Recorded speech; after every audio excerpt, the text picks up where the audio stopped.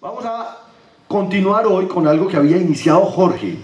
Esta charla de asteroides de hoy está un poco corta, digámoslo así, porque pues Jorge ya había dado toda una introducción al tema de asteroides, pero además porque yo no quería repetir mucho lo que Jorge nos contó aquí acerca del meteorito de Chelyabinsk, etcétera, etcétera. Pero de todas maneras, vamos a hacer una generalización hoy.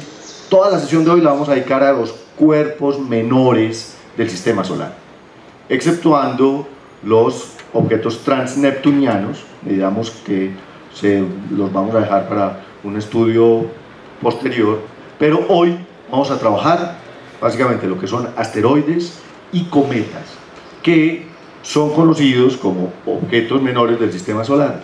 Cualquier cosa en el sistema solar que no terminó siendo parte de un planeta o de una luna es un cuerpo menor. Entonces piensen en eso.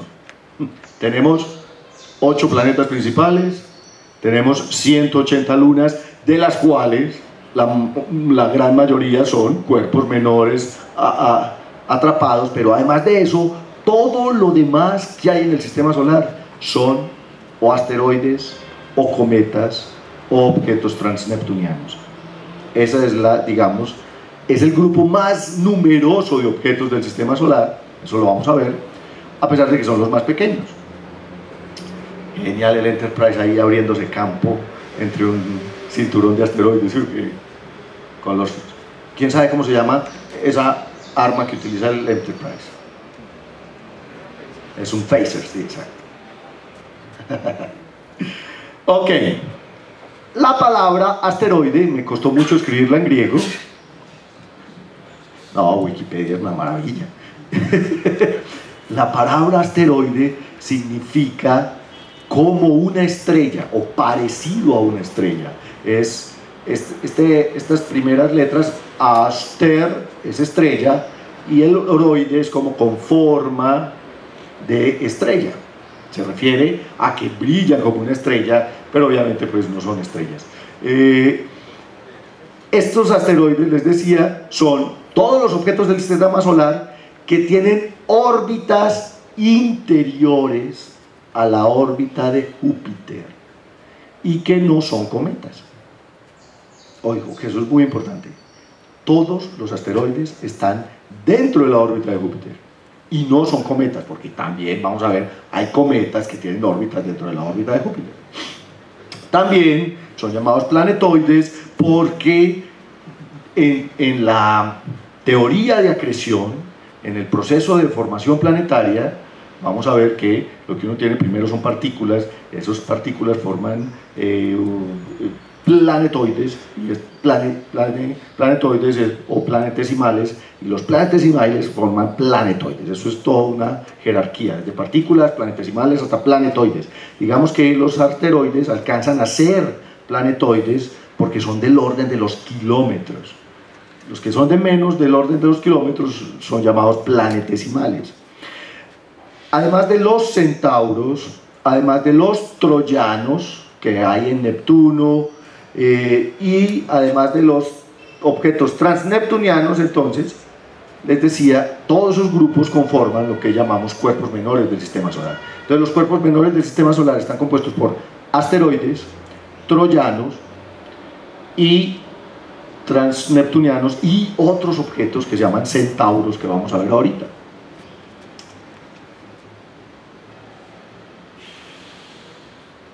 ¿De qué están compuestos los asteroides? La composición realmente no es muy bien conocida porque pues, no tenemos el acceso a un montón de asteroides, pero los que hemos logrado analizar, ¿en dónde? Aquí, o sea, los pedazos que nos caen, nos han dicho de qué están compuestos básicamente. Varía desde la composición de objetos como Ceres. Ceres fue el primer asteroide, ahora es un planeta enano, pero hace parte del cinturón principal de asteroides. Entonces varía desde núcleos de roca que están rodeados de mantos de hielo, que es lo que creemos es la composición fundamental de Ceres, hasta por ejemplo núcleos de hierro y mantos de silicatos, como es el caso de Vesta. O sea, Vesta tiene una conformación, una composición más parecida a los planetas que seres inclusive. O asteroides ricos en carbono, como las condritas. Un ejemplo de condrita es el asteroide Igeia, que es también uno de los asteroides famosos. Mil gracias. Ah, estos son conchudos, vea este, aquí. El derecho es para el profe. Ay, María, ustedes son muy amables. Este es un ejemplo clásico. Gracias. Este es un ejemplo clásico de lo que es una condrita. Las condritas son los objetos más abundantes en el sistema solar. Es como si habláramos de los insectos en el planeta Tierra. O las bacterias. O sea, es de lo que más hay. Si ustedes le preguntan, ¿qué es lo que más hay en el sistema solar? Condrita. Así de sencillo. Y la condrita más antigua que se conoce es conocida como el meteorito de Allende, que cayó en México en 1960 y algo, y que se ha calculado que tiene una edad de 4.567 millones de años. Como esos son los objetos más antiguos del sistema solar, entonces decimos que el sistema solar tiene 4.600 millones de años. Ahí está. Porque a uno le preguntan, ¿ustedes cómo saben que la Tierra se formó hace 4.600 millones de años? Porque el meteorito de Allende tiene esa edad. Muy buena pregunta, aunque eso lo vamos a ver después, te voy a contar cómo. Con radioactividad. No, esto no tiene carbono 14. El carbono 14 solo sirve para material orgánico, o sea, para cosas que estaban vivas y se mueren, y a partir de que se mueren, su cantidad, su contenido de carbono 14 empieza a disminuir con una tasa que es conocida. Entonces, el carbono 14 solo sirve para cosas que estuvieron vivas y además en corto tiempo, o sea, del orden de los miles de años. Tú no puedes medir la edad de un dinosaurio con carbono 14, por ejemplo. Para medir la edad de las rocas se necesita radioactividad, porque se conoce el contenido promedio, por ejemplo, de uranio, o de torio, o de potasio, que son materiales radioactivos, y entonces como sabemos cuál es la vida media de esos materiales y cuál es la proporción, digamos, en el material original, de esa manera se calcula cuánto de esos materiales radioactivos se ha degradado en el meteorito y se calcula la edad de 4.600 millones de años. De ahí es que sabemos que nuestro sistema solar tiene esa edad. Vamos a preparar el tinto. Además porque es que en serio lo estoy necesitando. Si no me lo tomo aquí mientras les dicto clase me voy a dormir. ¿Cuántos asteroides hay? Dime. Todas son altamente científicas. No, se dañó el sistema de luces. O sea, estamos haciéndolo con las uñas. Oh, tranquilo, tienes toda la razón. Pues es que hoy nos estamos sintiendo un poco oscuros, pero el lado oscuro de la fuerza. Pero esto también nos da algo de intimidad. ¿Sí o no? Ok, ¿cuántos asteroides hay? Existen millones de asteroides. Son millones, o sea, básicamente incontables. No infinitos, pero sí incontables. Es una cosa absurda. ¿Y por qué? Pues porque básicamente son restos de la formación planetaria. ¿Cuánto escombro creen ustedes que quedó de la nube protoplanetaria, del disco protoplanetario del que se formaron los planetas? Pues un montón.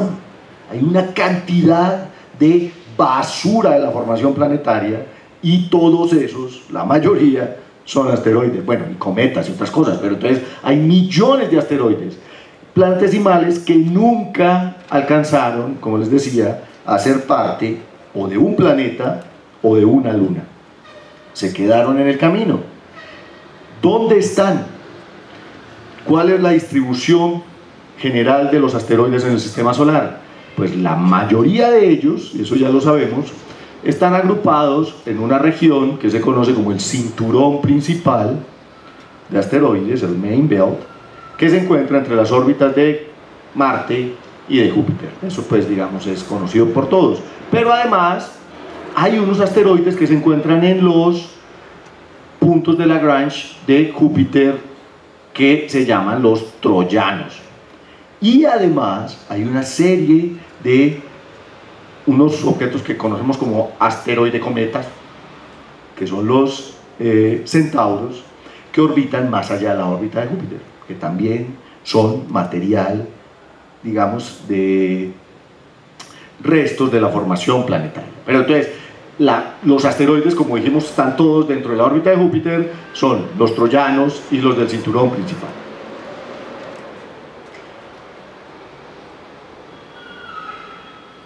Se pueden clasificar. La clasificación, de hecho, es muy compleja.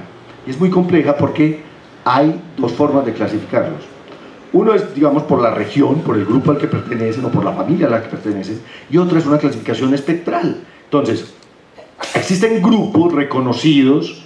¿Por qué? Porque tienen características orbitales comunes.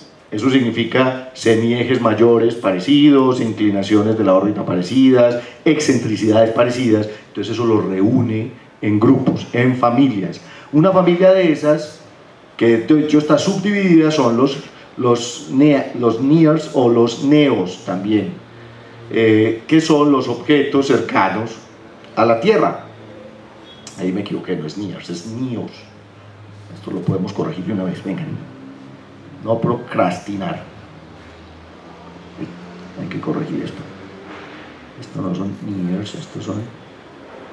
NEAR es de hecho es el proyecto que busca estos objetos. Los objetos se llaman NEOS. Eso. Ya, gracias, muy amable. Está de un lento este man, que yo ahora sí te voy a cambiar.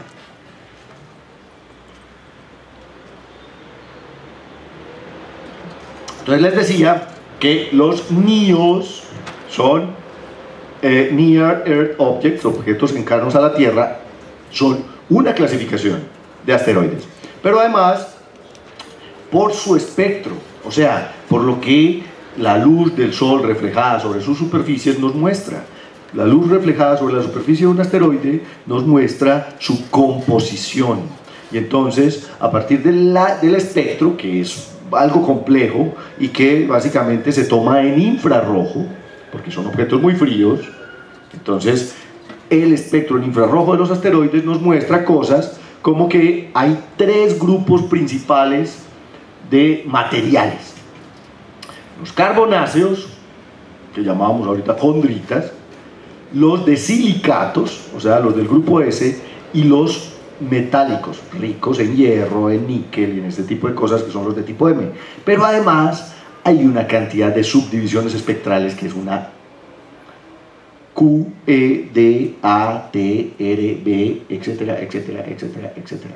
Si ustedes quieren, pueden investigar más acerca de esto, pero digamos que esto es ya demasiado técnico. O sea, si a uno le aparece por ahí una línea de titanio oxidado, ¡pam!, entonces esa es una nueva tipo espectral. Si a uno le aparece por allá líneas de vanadio, ¡tan!, esa es otra. Entonces, dependiendo de lo que aparece en el espectro, se clasifican de esta manera. Entonces, por ejemplo, ahí vemos, estos son propiedades de los materiales de los NEOS. Entonces miren cómo hay asteroides y qué diferencia hay entre asteroide y meteorito.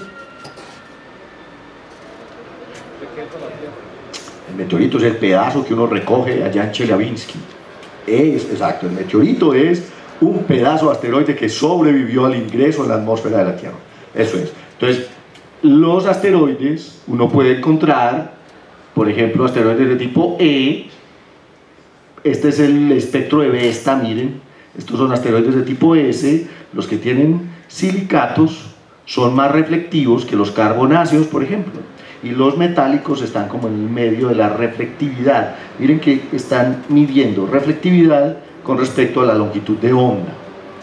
De esa manera es que los científicos pues saben qué tipo de material se encuentra en la superficie del asteroide. Y aquí están materiales de los meteoritos: aurita, eucrita, ricos en hierro, y roca y los carbonáceos. Entonces miren que los meteoritos carbonáceos efectivamente corresponden a un tipo de asteroide C. ¿Cómo se nombran? Y esto es otro chicharrón. De nuevo la originalidad de los astrónomos se queda, pero vea, cortica. Yo no entiendo por qué no se nos ocurren cosas más. Pues sí, o sea, yo sé que son muchos y hay que clasificarlos, pero clasificar esta vaina es un... Yo creo que ahí van a encontrar trabajo ustedes, muchachos. ¿Quieren saber en qué van a trabajar los astrónomos de la Antioquia clasificando asteroides? Ave María. Pongan atención cómo se hace la clasificación. Esto es una mamera. Primero se descubren, obviamente, y cuando son descubiertos, entonces se nombran con el año y un código alfanumérico que indica lo siguiente.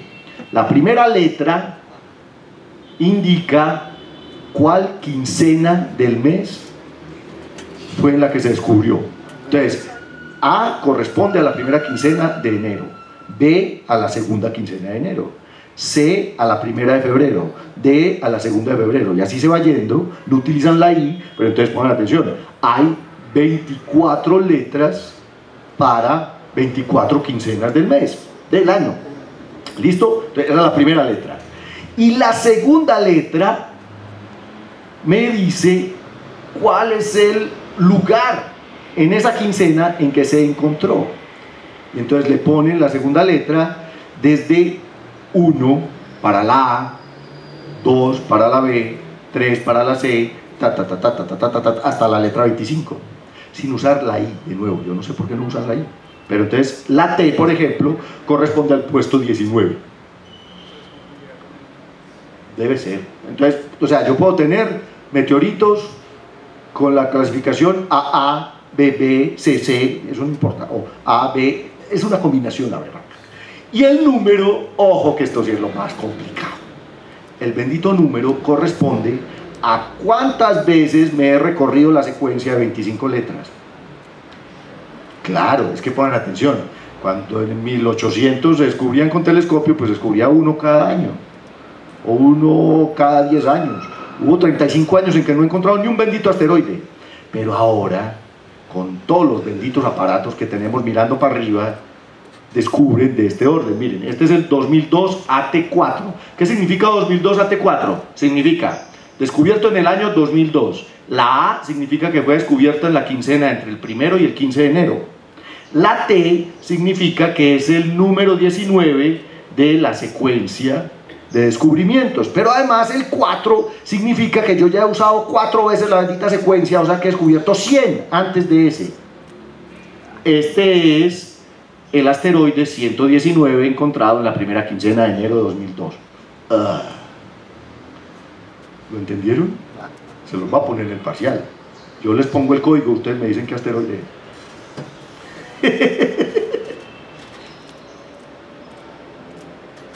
Es una caspa, como les digo. Pongan atención. De nuevo, la T corresponde a la posición 19. O sea, tú te vas A, B, C, D, E, F, G, H, I, J, K, L, M, N, Ñ, O. No, la Ñ no existe en el N, O, P, Q, R, S, T, y sin la I. Bueno, me comí algo, posiblemente me equivoqué. Yo traté de hacerlo.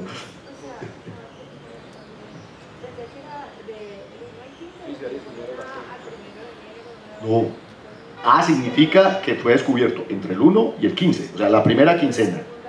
La segunda letra significa que se empiezan a numerar. El primero que se descubre esa quincena es A. El segundo que se descubre esa quincena es B, el tercero es C, el cuarto es D, el quinto hasta 25, y vuelven y arrancan A, B, C, D, y le ponen un 2, entonces hasta el 50, y vuelven y arrancan hasta el 75, y vuelven y arrancan hasta el 100, y vuelven y arrancan. Y entonces este T4 significa que tiene el puesto 19 de la quinta secuencia. Es así, es el puesto 19 de la quinta secuencia de la primera quincena de enero de 2002. ¡Huepucha! Bueno, ahí está. Las tablas están aquí, miren, si ustedes se meten a esta página. Vamos a ver si de pronto la podemos bajar, a ver si tenemos internet. Es que la internet no está muy...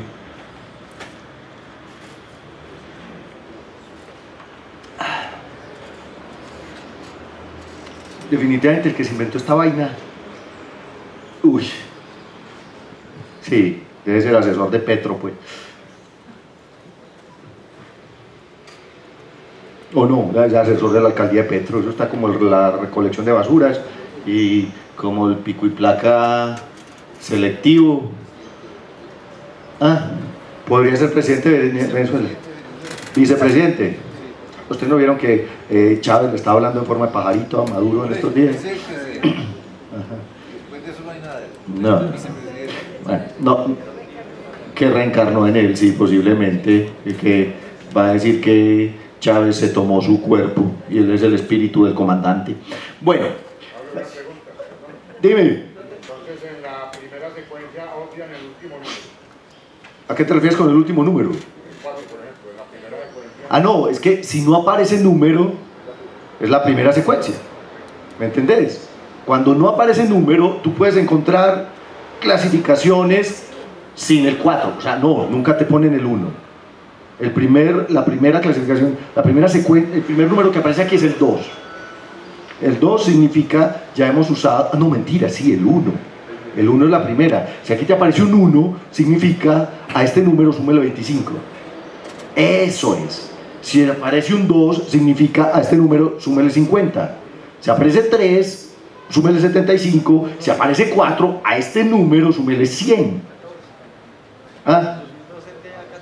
Ahí está, el 2012 de A14, 2012, la D. Entonces vamos a hacer A, B, C, D, cuarta, o sea, la segunda quincena de febrero.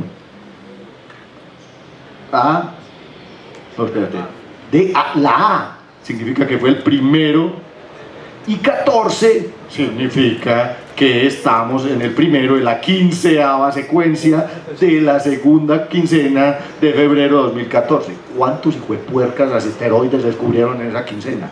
Ah, ahí está. Esa es la clasificación. A ver, es que si ya lo puedes hacer en el parcial. ¿Qué hubo? ¿Cómo? ¿A qué te referís con qué hacen con la segunda quincena?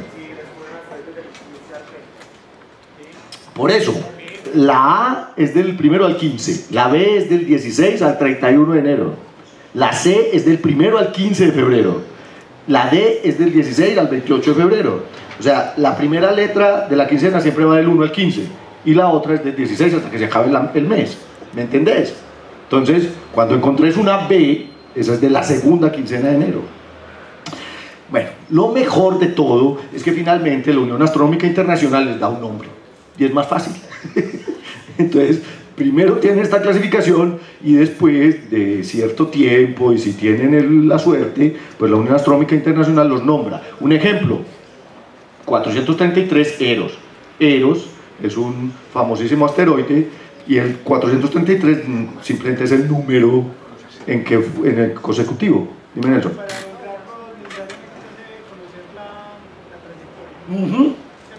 Para que tenga un nombre debe conocerse perfectamente su órbita, tener completos todos sus elementos orbitales. Esa es la diferencia. Posiblemente este asteroide que chocó con Chelyabinsk, como Jorge ya le conoce sus elementos orbitales, vaya a llamarse, no sé, 12.548 Jorge. Esa es una posibilidad. Pero en principio se va a llamar, a ver, clasifiquemos el de Jorge. 2013, ¿ves la primera o la segunda de febrero? Del 15, entonces 2013 A, B, C. 2013 C. El problema es que ya el otro número si no lo saben, porque tendríamos que ver cuántos habían sido descubiertos en esa primera quincena, pero en principio es 2013 C.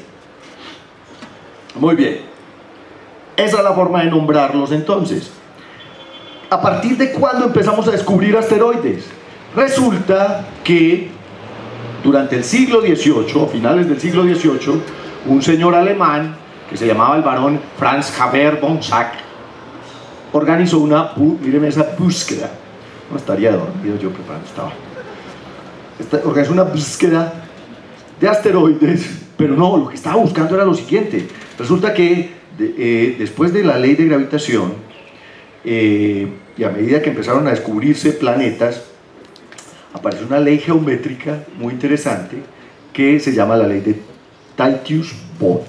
Esa ley de Titius-Bode predecía que debía existir un planeta a unas 2.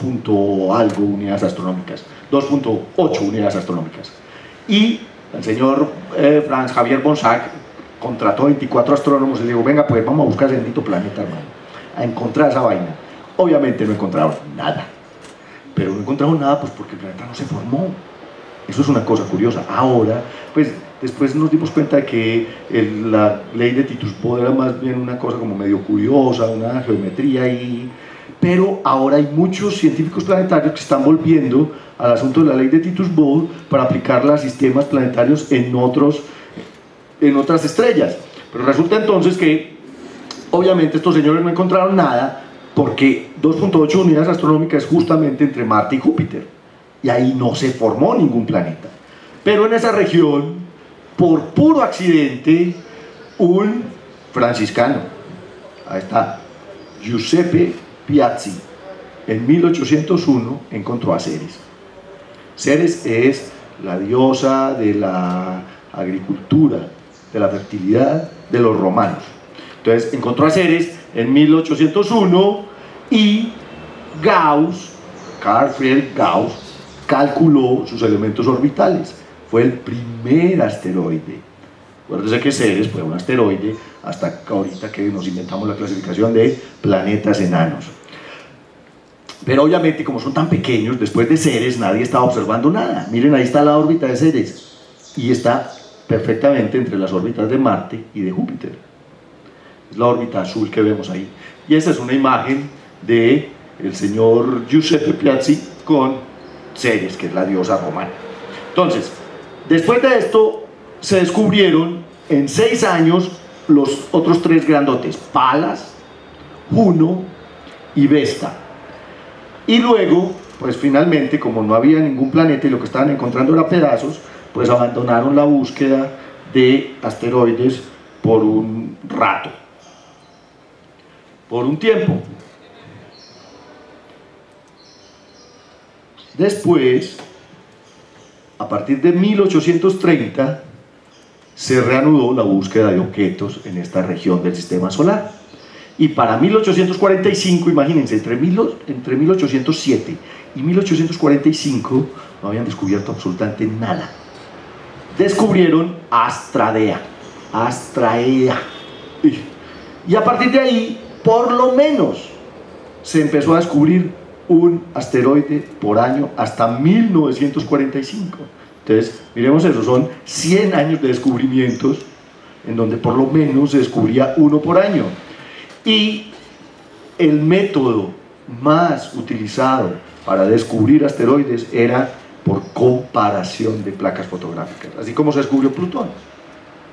Se tomaba placas de un campo de estrellas, se tomaba otra placa, se tomaba otra placa y se comparaban en un aparato astronómico que todavía hay uno en el Observatorio Astronómico Nacional, que a mí me enseñaron a usar, pero esa vaina pues es como si a uno le enseñaron a usar, no sé, una limadas de pedal, pues una cosa absurdamente arcaica, pero es genial porque eso tiene unas lámparas por debajo, tiene un brazo que tiene una escala de coordenadas y tú ubicas un punto en una fotografía y mides las coordenadas y en la misma fotografía tomada un tiempo después miras si el punto se movió. Es genial. Eso se llama ¿ve? Se me olvidó el nombre, pero es como una mesa de trabajo de un arquitecto. Parece una mesa, como una mesa de dibujo, exactamente. Es algo así. No, tarea para todos. ¿Cómo se llama este aparato que utilizan los astrónomos para comparar placas fotográficas? Es un nombre raro. Y entonces tú comparas puntos en 2 fotografías iguales de un campo estelar a ver si se movió y se cambió de coordenadas. Y de esa manera, hasta 1998 se buscaron asteroides. Esta es una imagen de algunos de los asteroides más grandes comparados con la Luna. Ahí está Ceres, Ceres es muchísimo más pequeño que nuestra luna. El 2 es Palas, el 3 es Juno, el 4 es Vesta, el 5 es Astraea, que es ese chiquitín, 6 es Gibe, 7 se llama Iris, 8, que es este otro que aquí se llama Flora, Metis y Higea. Ah, se agarró la Segunda Guerra Mundial. Se acabó, más bien. Así en el 45 se acabó. Sí. Excepto en 1945 no se descubrió ningún asteroide. Estaban festejando, no estaban trabajando. ¿Cómo se distribuyen, digamos, por regiones en el sistema solar los asteroides? Entonces, están los objetos cercanos a la Tierra, los NEOs, que se dividen en 4 grupos principales: los Apolos, los Amors, los Athens y los Apogeles. Ahorita les voy a explicar qué es cada cosa. Luego, esos son todos NEOs, que ahorita los vamos a definir. Luego están los asteroides del cinturón principal, que se encuentran entre la órbita de Marte y de Júpiter. Y luego están los troyanos. Hay troyanos, que son los principales, en los puntos de Lagrange de la órbita de Júpiter, pero también la Tierra tiene troyanos, Marte tiene troyanos, Neptuno tiene troyanos, que se han detectado. Se han observado asteroides en los puntos de Lagrange de estos planetas. Y más allá de Júpiter está un grupo que ya no es considerado como tal asteroides, pero que siguen siendo cuerpos menores que orbitan entre los planetas, a los que se llaman centauros. Pregunta número 1, ahí está. ¿Cuáles son los grupos principales de asteroides del sistema solar?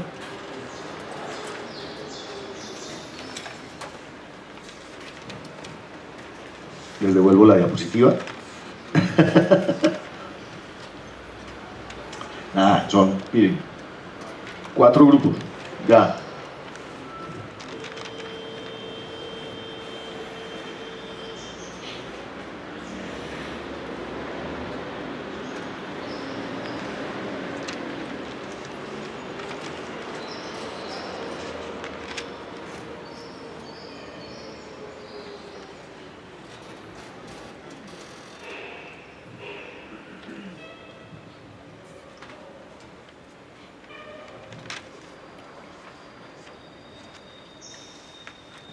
¿Por qué fue que la técnica cambió a partir de 1998?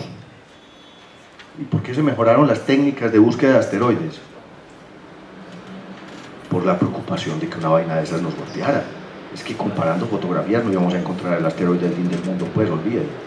O si lo encontramos, lo íbamos a encontrar ya aquí pegado cuando nos iba a golpear. Entonces, la NASA, que organizó el grupo de búsqueda de asteroides cercanos, de objetos cercanos, de NEAR, es el Near Earth Asteroids Research, es la búsqueda de asteroides cercanos a la Tierra. Ese programa de NASA se diseñó para buscar efectivamente objetos que tuviesen la posibilidad de golpearnos, porque era fundamental. Entonces, obviamente se mejoraron muchísimo las técnicas y además ya no necesitamos placas fotográficas, sino que tenemos CCDs y tenemos software que compara una imagen con la otra. Por eso es que se descubren esta cantidad de benditas piedritas por quincena. Claro, imagínense la cantidad de piedras por quincena que descubren ahora los telescopios, son cientos. Bueno, las familias cercanas a la Tierra, que son los NEOs, este es uno de los grupos. ¿Cuáles son los 4 grupos principales? NEOs, los troyanos, los centauros y el cinturón principal. Exactamente, ahí están los 4 grupos: NEOs, cinturón principal, troyanos y centauros.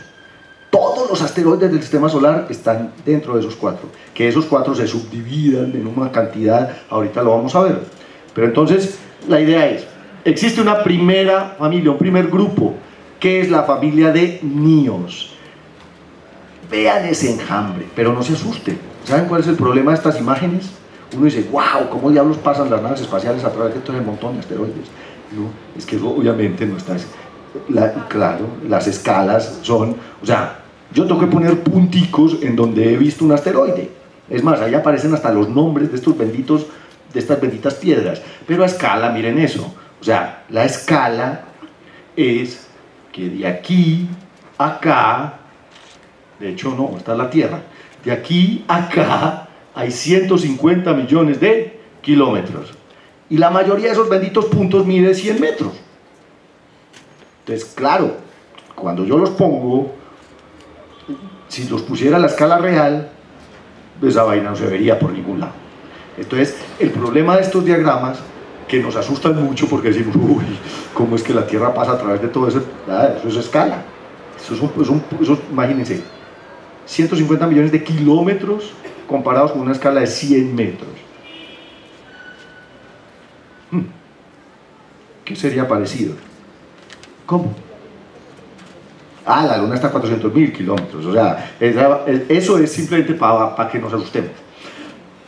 Para ser considerado un asteroide cercano, o sea, para ser parte de los NEOs, el asteroide se debe aproximar a la Tierra, ojo, a una distancia que sea menor a 0.3 unidades astronómicas, que es la distancia a la que está el planeta más cercano. ¿Cuál es el planeta más cercano a la Tierra? Venus, no es Marte, es Venus. Venus está a 0.27 unidades astronómicas. Entonces, si un asteroide en cualquier punto de su órbita se encuentra a menos de 0.3 unidades astronómicas, entonces la NASA lo clasifica como NEO. Claro, está cerca a la Tierra.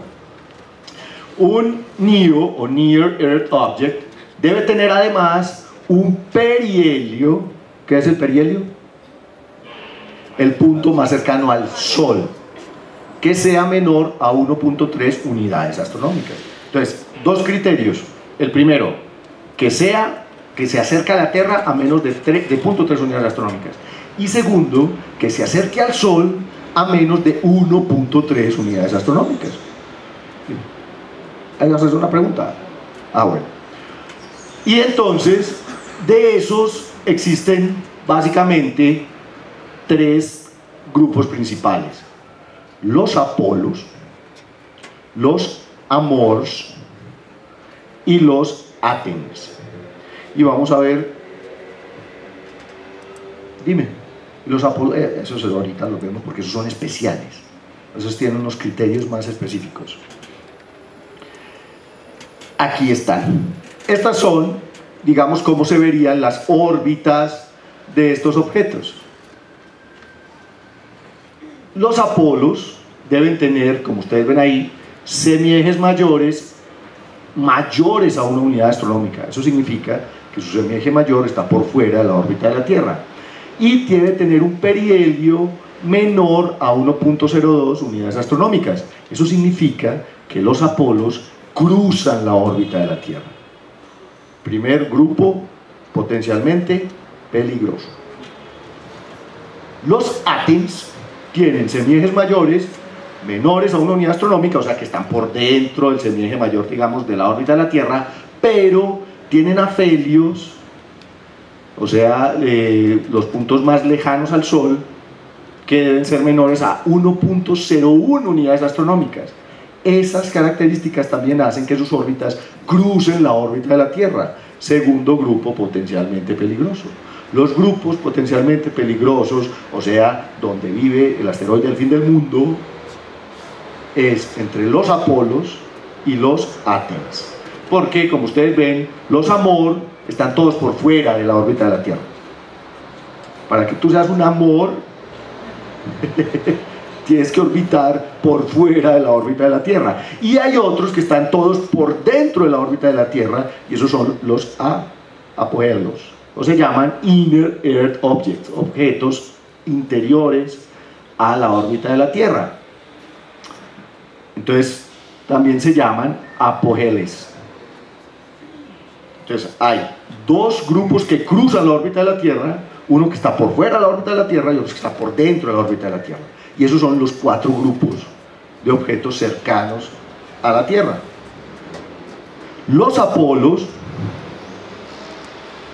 aquí, no se ven también las órbitas, pero bueno.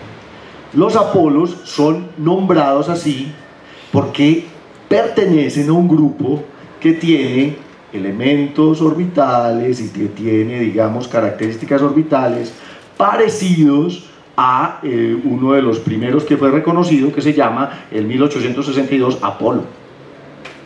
Hasta ahora, en el catálogo de objetos cercanos a la Tierra, hay 4.851 Apolos conocidos, a los que se les conoce, digamos, su órbita, etcétera, etcétera.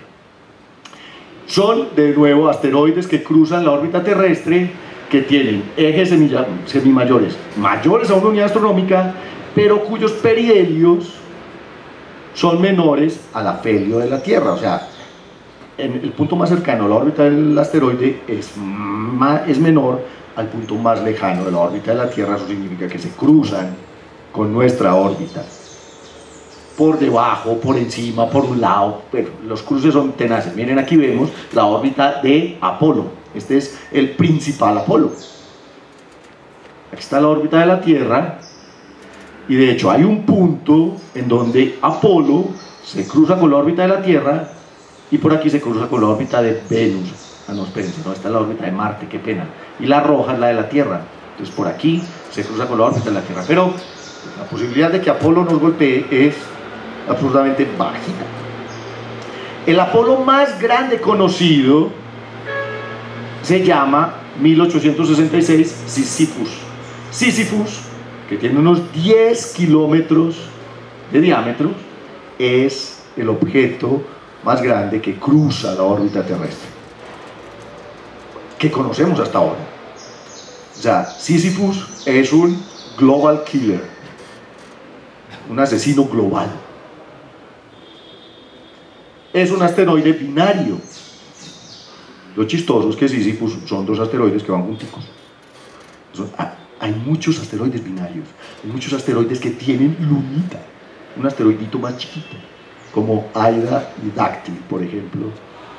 Sísifus tiene un compañerito, ambos orbitan ahí un centro de masa común y se mueven juntos en su órbita. Pero nos interesa obviamente el grandote Sísifus, digamos que lo llamaríamos Sísifus A, que tiene 10 kilómetros de tamaño más o menos. Aquí uno no habla de diámetro porque estas vainas no son esféricas, pero es un potencial asesino global. Los amores, los amors, sí, porque este amor, yo creo que no es la palabra amor en español, es una cosa como rara, tendríamos que averiguar cuál es el origen, pero el primer amor se llama amor, nombrados por acompañar orbitalmente a 1221 Amor. Los amores son, digamos, caracterizados porque comparten, digamos, la órbita de Marte y se acercan a la Tierra por detrás, pero no cruzan la órbita de la Tierra. O sea, son asteroides cercanos que están por fuera de la órbita de la Tierra.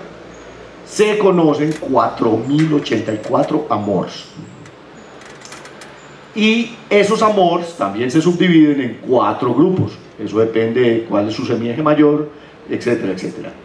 Phobos y Deimos, que son las lunas de Marte, eran Amors.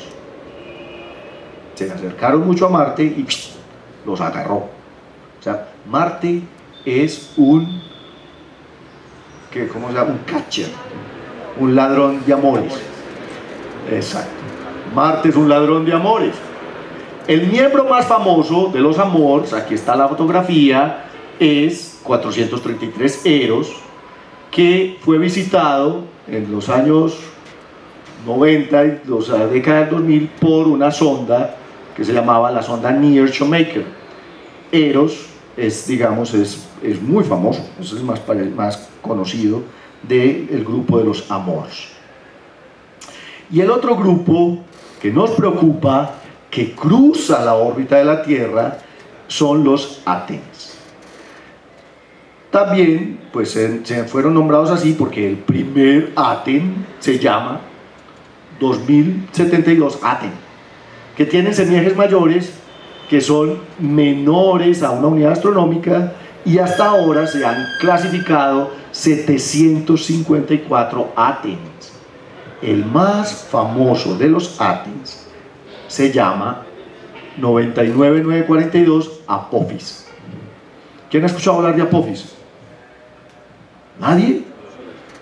Ah, Apophis es el que va a pasar, miren ahí la trayectoria, el que va a pasar entre, ojo, esta es la Luna y esta es la Tierra. Luna, Tierra, Apophis. En 2029.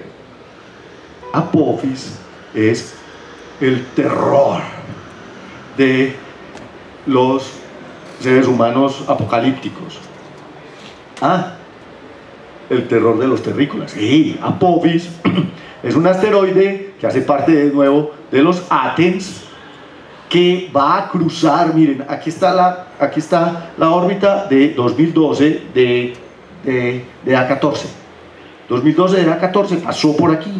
Apophis, que es mucho más grande, va a pasar un poco más lejos, pero pongan atención, miren la Luna donde está. Y estos son otros cruces. Aquí hay un cruce grandote que va a suceder, es que la resolución no es suficiente, pero les voy a decir.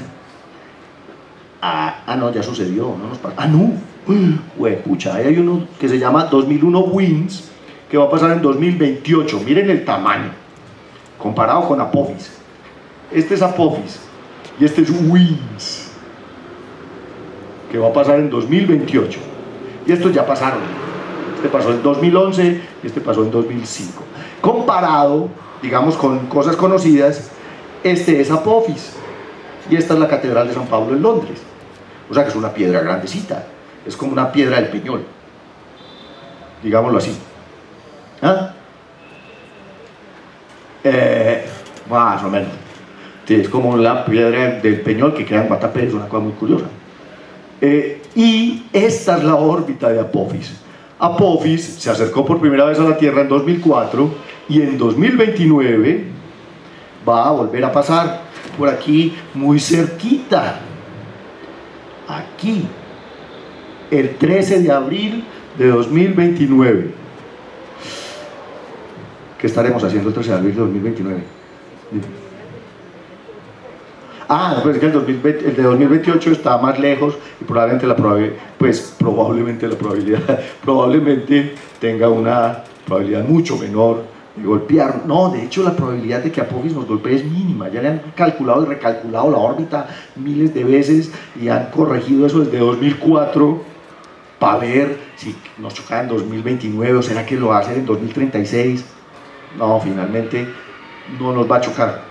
Dime.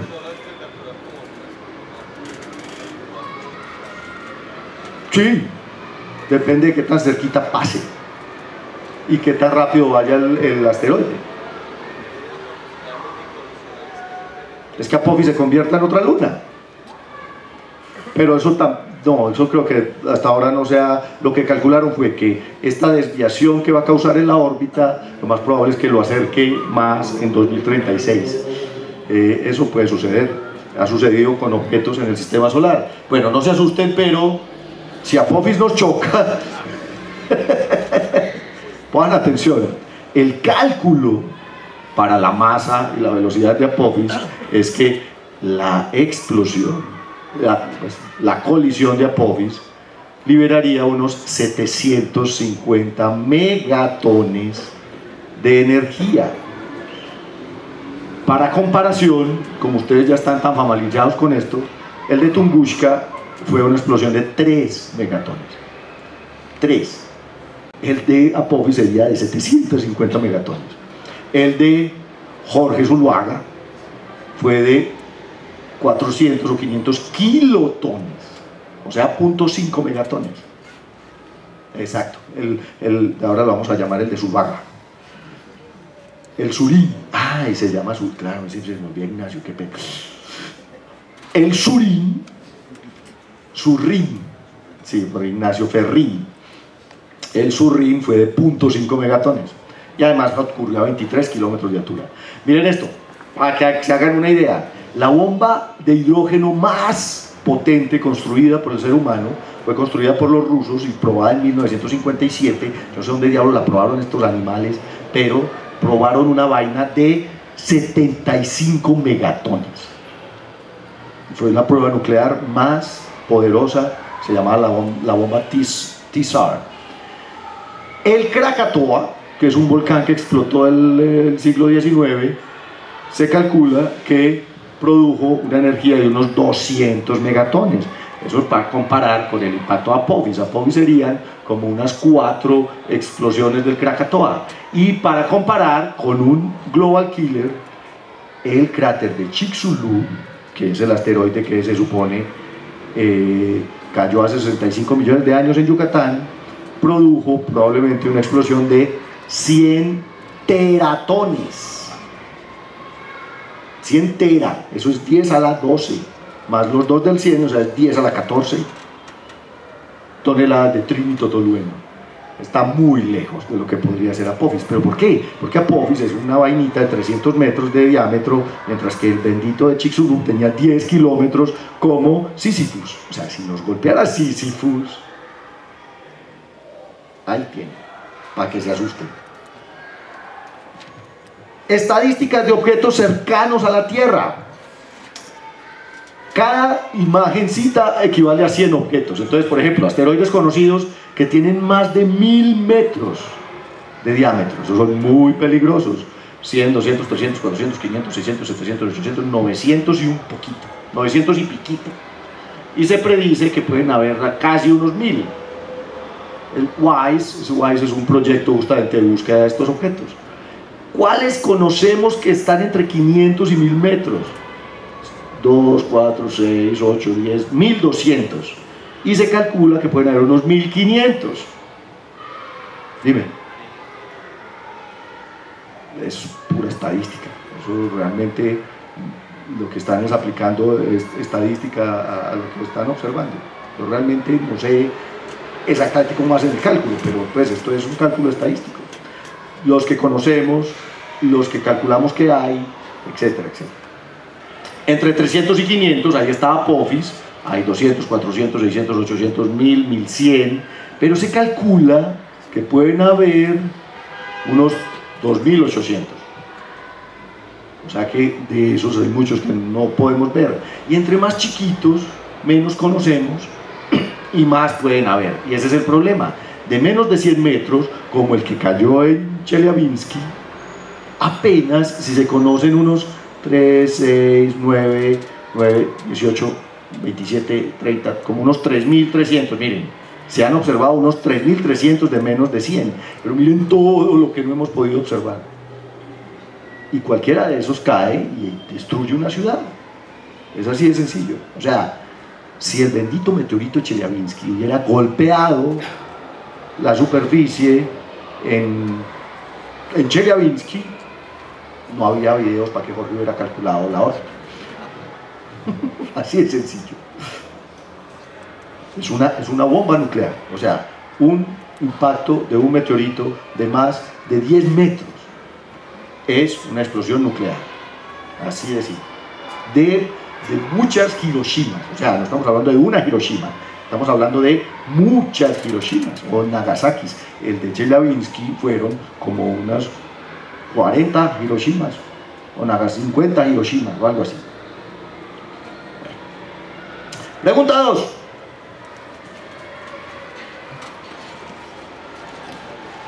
Yo no sé si Chelyabinsk sí se escribe así, lo he visto tantas veces que ya.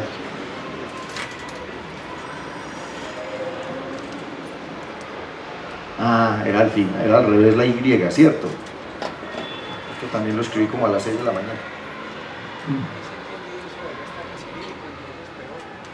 Sí, le había puesto venga, verá, la vamos a corregir.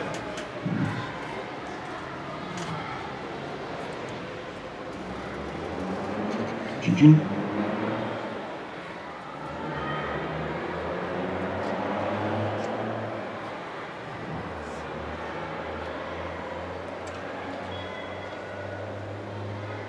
Ya.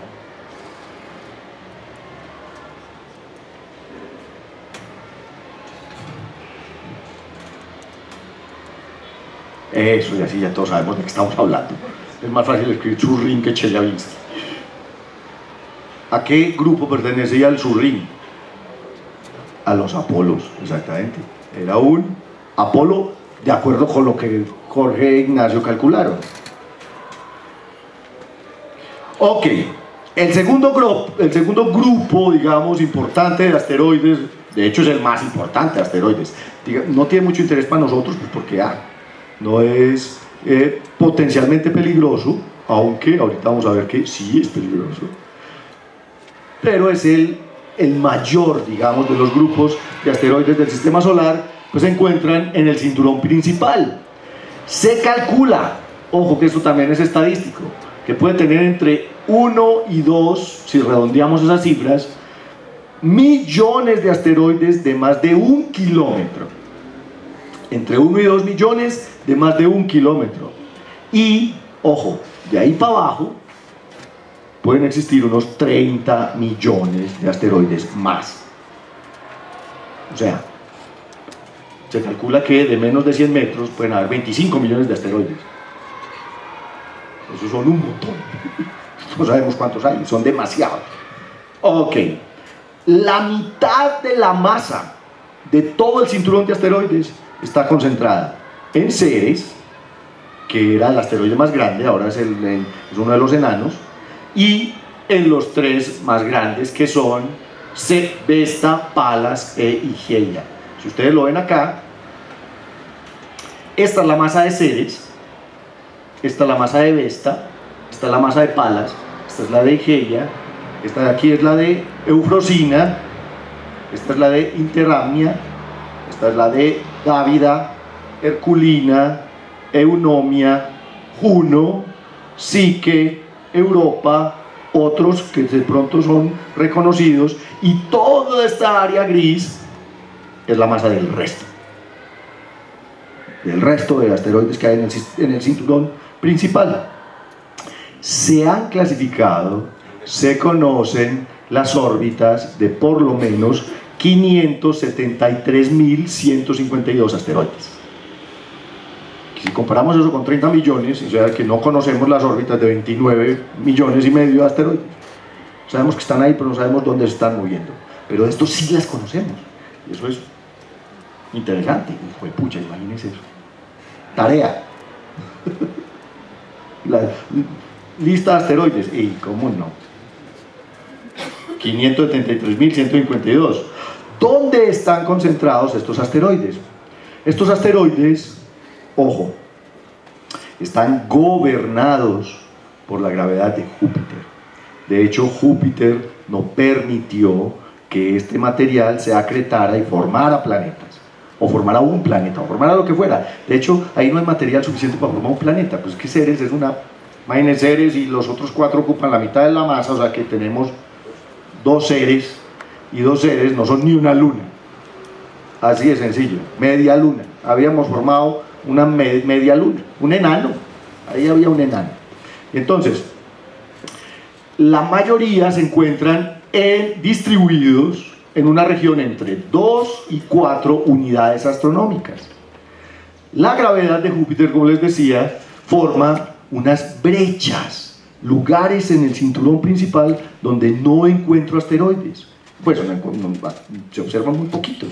Esas brechas se llaman las brechas de Kirkwood y se encuentran exactamente por aquí, a 2.06 unidades astronómicas, luego a 2.5 unidades astronómicas se encuentra una brecha grandota, luego a 2.82, luego a 2.95 y finalmente hay una brecha a 3.27 unidades astronómicas. ¿Por qué se forman esas brechas?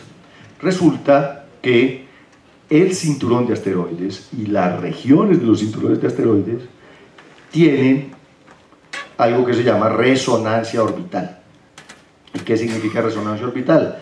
Los asteroides, cuando se formó el cinturón, o cuando quedó el cinturón, los asteroides que estaban por aquí, y los que estaban por aquí, y los que estaban por aquí, tenían resonancias precisas con Júpiter.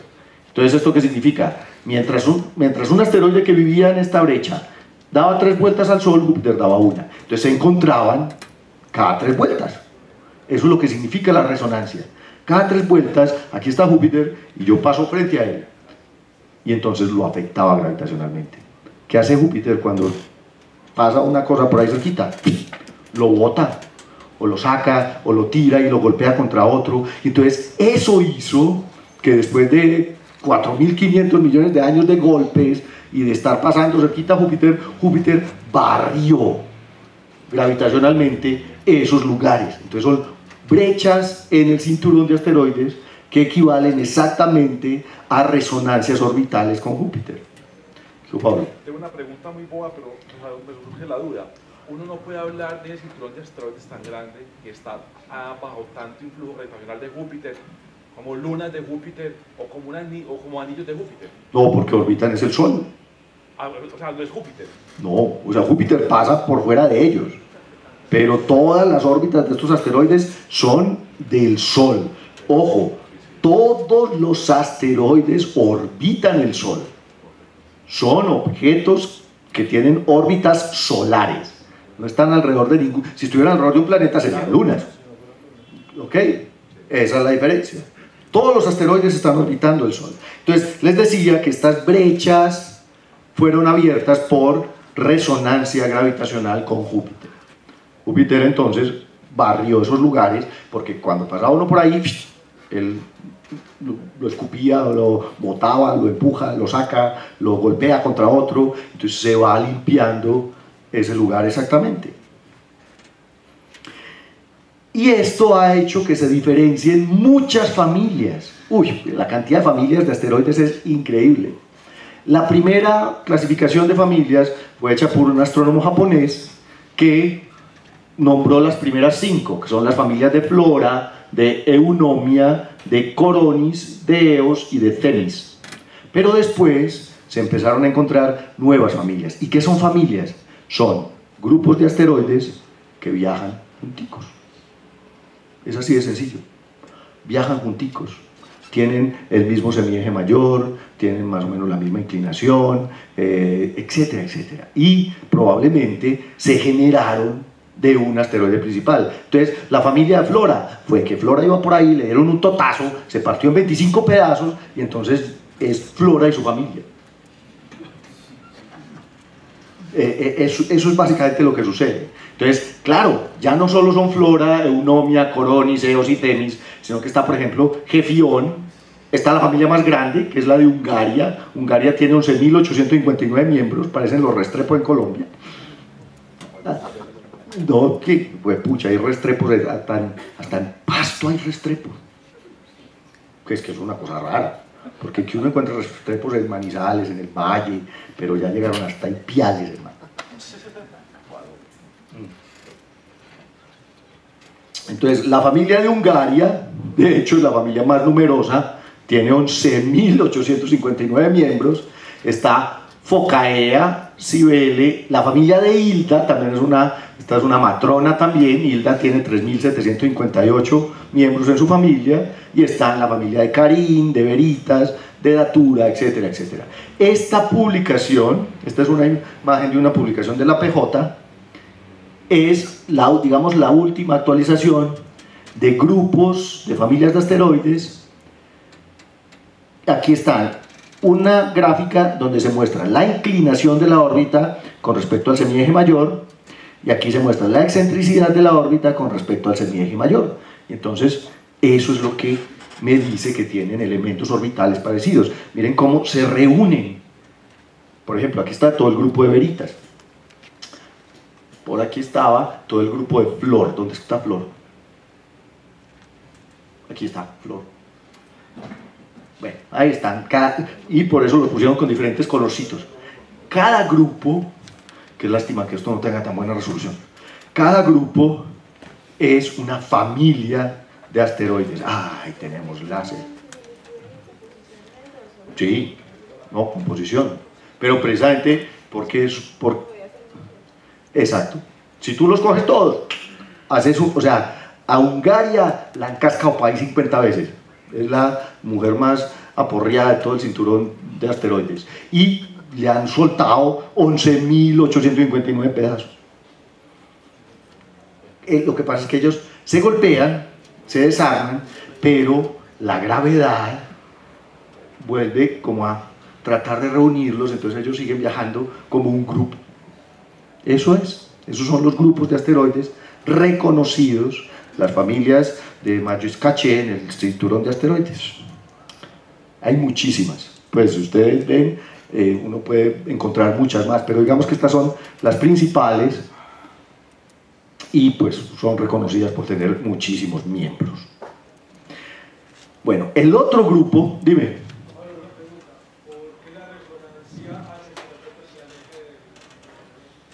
¿A qué te refieres con que se aleje?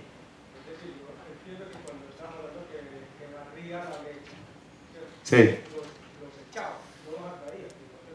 No, es que puede hacerlo de las dos formas.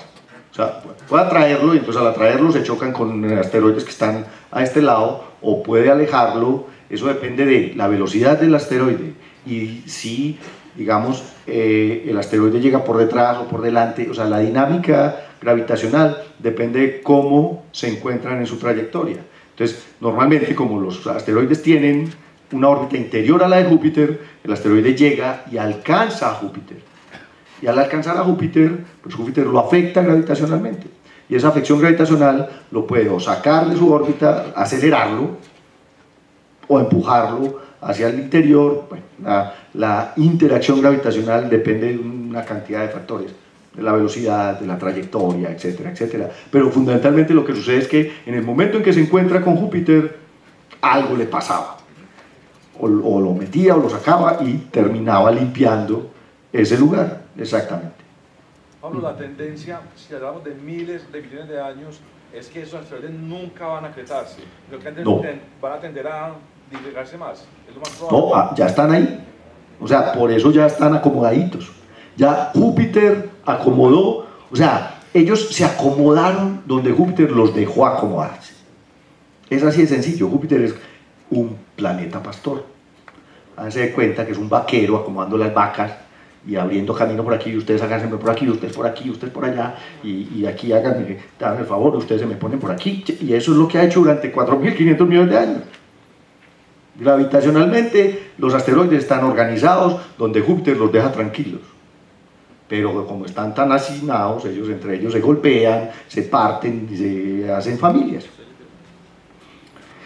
Los troyanos son un grupo especial de asteroides que se encuentran en los puntos de Lagrange.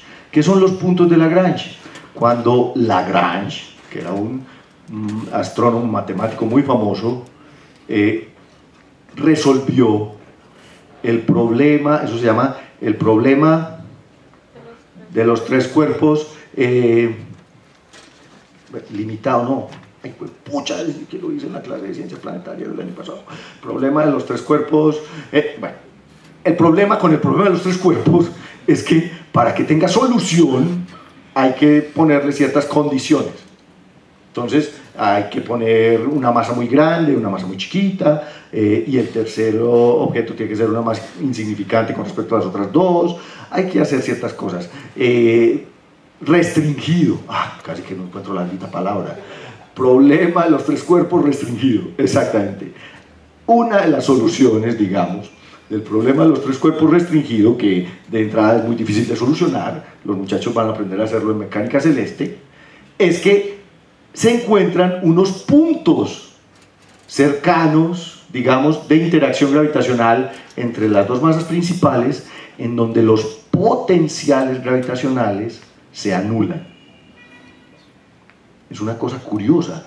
¿A qué me refiero con que los potenciales gravitacionales se anulan? Resulta que si yo pongo un objeto en este punto, lo que no siente gravedad, porque lo que jala este es igual a lo que jala este. Exacto. Si yo lo pongo en este punto, no siente gravedad, porque lo que jala este se anula con lo que jala este. Y así, el 4 y el 5 y el 3. Hay 5 puntos de Lagrange. 1, 2, 3, 4 y 5. En el L2 se están poniendo satélites y se están poniendo sondas espaciales en el L2 de la Tierra. Por ejemplo, Herschel es un telescopio que está en L2. El James Webb se va a poner en L2.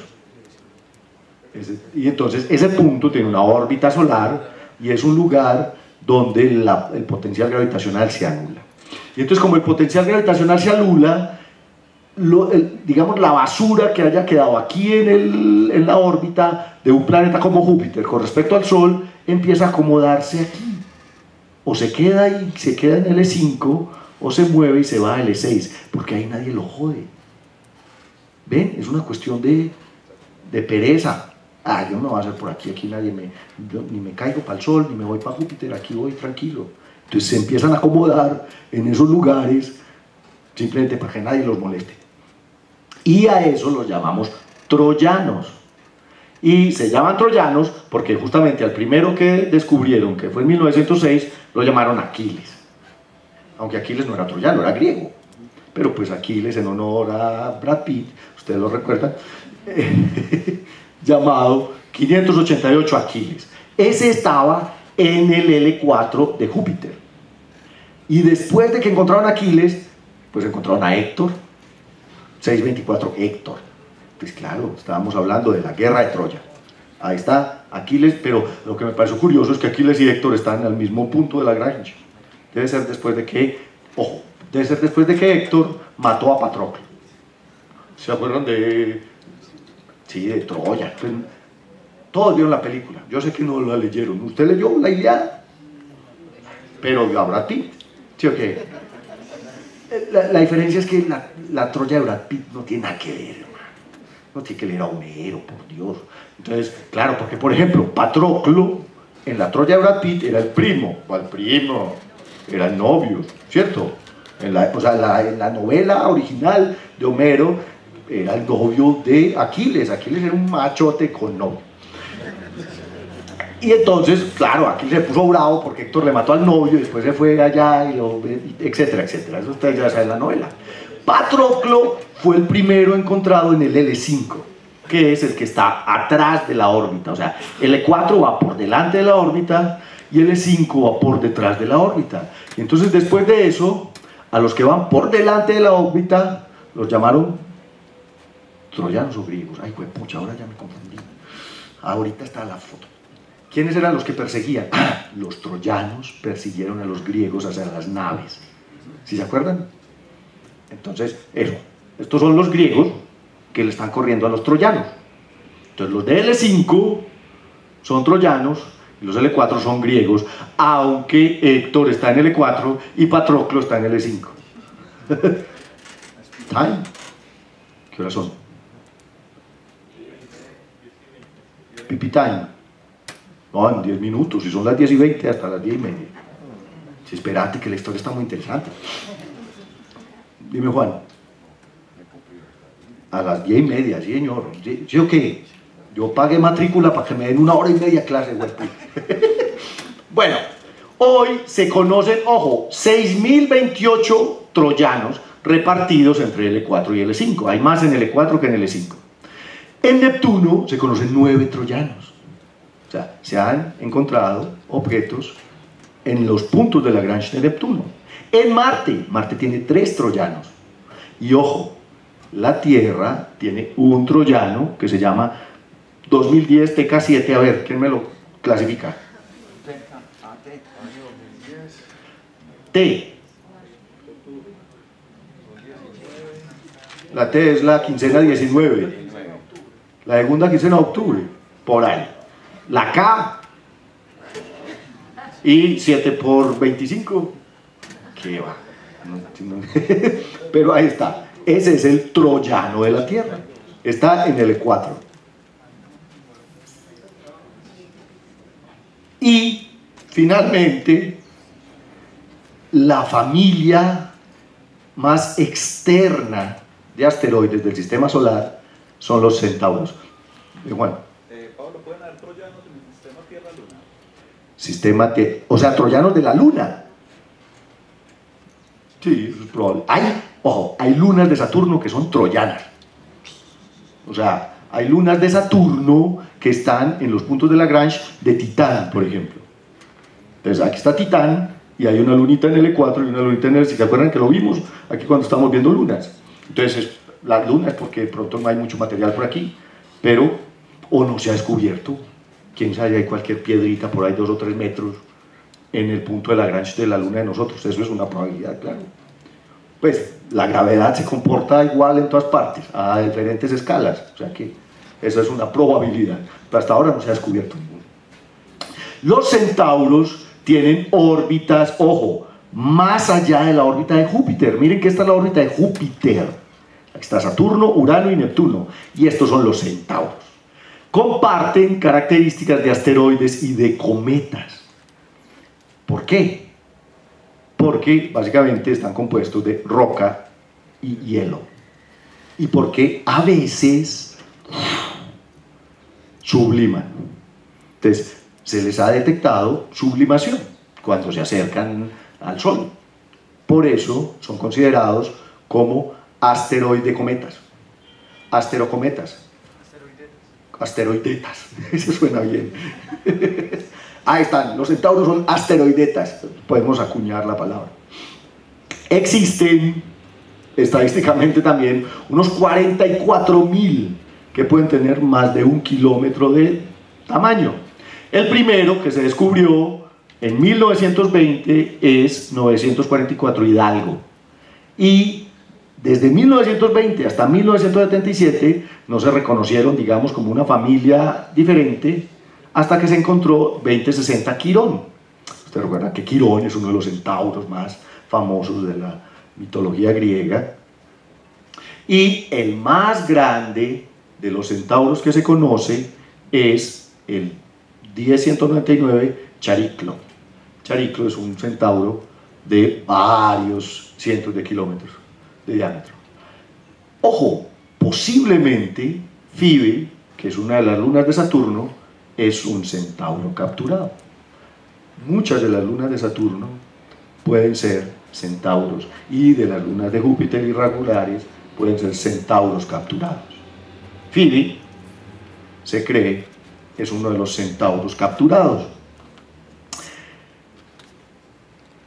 El hecho de que haya tanto asteroide por ahí revoloteando entre ellos significa que las colisiones son muy frecuentes. Y cuando hablo muy frecuentes es en términos astronómicos, o sea, que un objeto de 10 kilómetros colisiona con otro cada 10 millones de años. Pero eso pues es en 5.500 millones de años. Si cada 10 millones se encuentran dos piedras de 10 kilómetros y se totean, por eso se forman familias como la de Hilda y como la de estos asteroides. Eso es una estadística interesante. Y pongan atención, esa fragmentación es la que produce familias y además produce todo un cinturón de polvo que está ubicado en el plano del sistema solar y que nosotros podemos ver en la Tatacoa. Se llama la luz zodiacal. Esto es el polvo producido por las colisiones entre asteroides que, digamos, puebla todo el plano del sistema solar y que después de que se pone el sol refleja la luz solar y se llama luz zodiacal, pues porque justamente está en la eclíptica. Aquí está el zodiaco. Eso es muy, digamos, muy famoso para los astrónomos aficionados. ¿Qué diferencia, decíamos ahora, hay entonces entre asteroides y meteoritos? Los meteoritos son pedazos de asteroide que terminan cayendo en la Tierra. El 99.8%, o sea, todos. Bueno, excepto los marcianos, ahí está. ¿Ven? El 0.2% de meteoritos encontrados en la Tierra pueden ser marcianos o pueden ser de los NIOS. Pero el 99.8% de los 50.000 meteoritos que hay en los museos, que están por ahí de pisapapeles o atrancando la puerta de algún astrónomo en la Tierra, provienen del cinturón principal. Sabemos eso por su composición, porque casi todos son tipo C, tipo M o tipo S, etcétera, etcétera. Y esto es una cosa interesantísima que me encontré, pero que después se desmintió. Espérense que siempre me escuadra esta bendita cosa. Antes de que nos vamos a hacer el pipí, pongámosle otro tamaño a esto para que se pueda leer completo. Dale pues, hombre, lentejo, hermano. Eso. Resulta que se calculó por allá en el 2007 que una probabilidad es que una colisión con un asteroide muy grande que se llama el 298 Baptistina, hace unos 160 millones de años, causó el desprendimiento de fragmentos del tamaño de montañas. Pongan atención, este era Baptistina, este fue otro que lo golpeó, y estos son asteroides o pedazos de asteroide de los 10 o de los 20 kilómetros que cayeron hacia el sistema solar interior y formaron el cráter Tycho en la Luna y el cráter Chicxulub en la Tierra. Entonces, el cráter Chicxulub se le llamaba un cráter batipstino, porque, de acuerdo con lo que calcularon estos astrónomos por allá en 2007, a partir de una colisión con Baptistina, pedazos de Baptistina terminaron acabando con los dinosaurios. Pero de eso después fue desmentido. Vamos a ver si tenemos internet. Es que eso es lo triste, hombre, que no hemos podido conectarnos hoy, ¿no? Miren esto, no está bailable.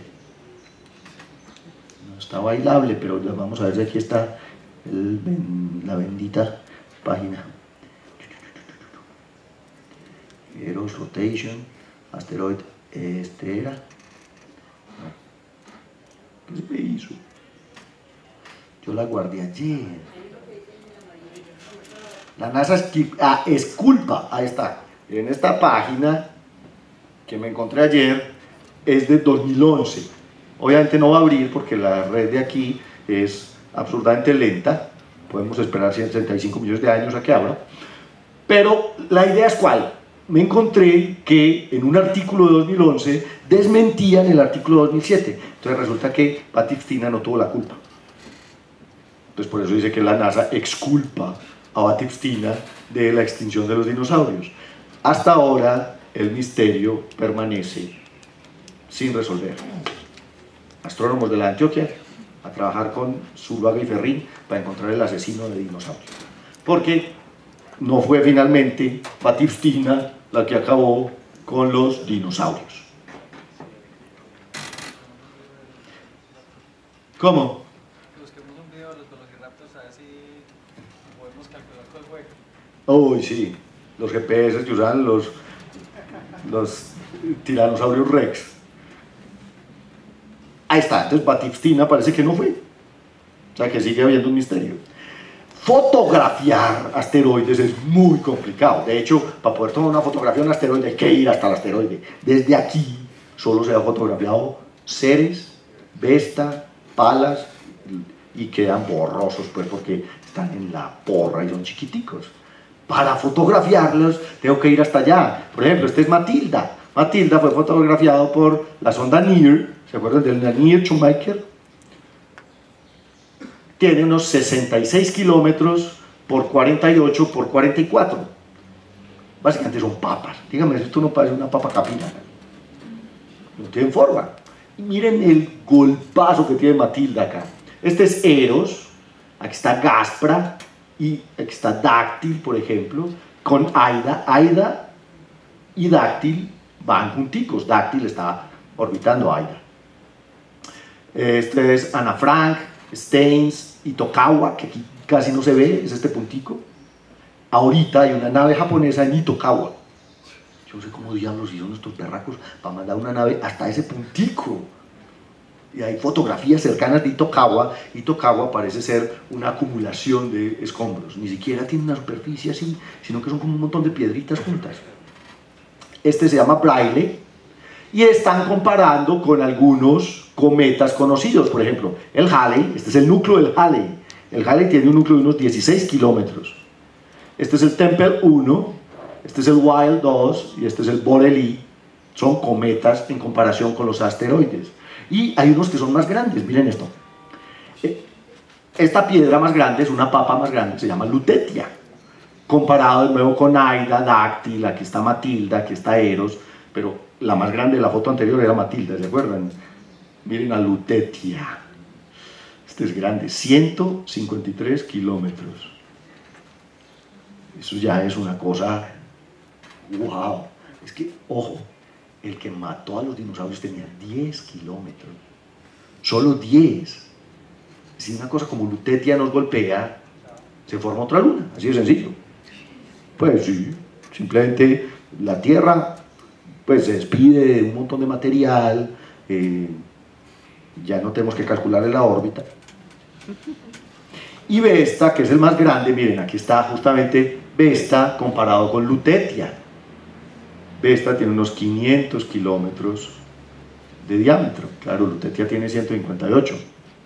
Ahí está Bestia, Lutetia, Matilde, y Aida y Dáctil, que aquí ya no se ve, Eros, Gaspra, Staines y Tokawa, que simplemente pusieron un circulito ahí para decir, ahí está, porque no lo ve ni el Chilas.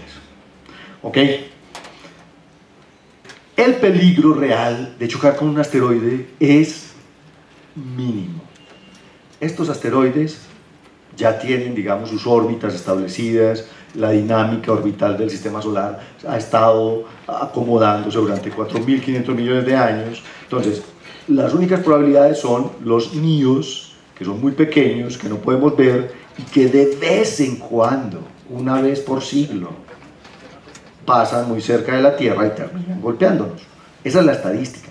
Pero si vemos, pues hay un montón que no podemos ver. Pero la probabilidad de que nos llegue el meteorito del fin del mundo es muy baja, pero ojo, no es cero. Y eso ya hace que compremos la lotería. No es, en serio es más fácil ganarse el baloto, pero finalmente la probabilidad es diferente de cero. Y si es diferente de cero, uno no pregunta si va a pasar, sino cuándo y dónde. ¿Tú ibas a hacer una pregunta? Ahora vamos a hablar de él porque será un cometa. Listo, vamos a hacer pipí.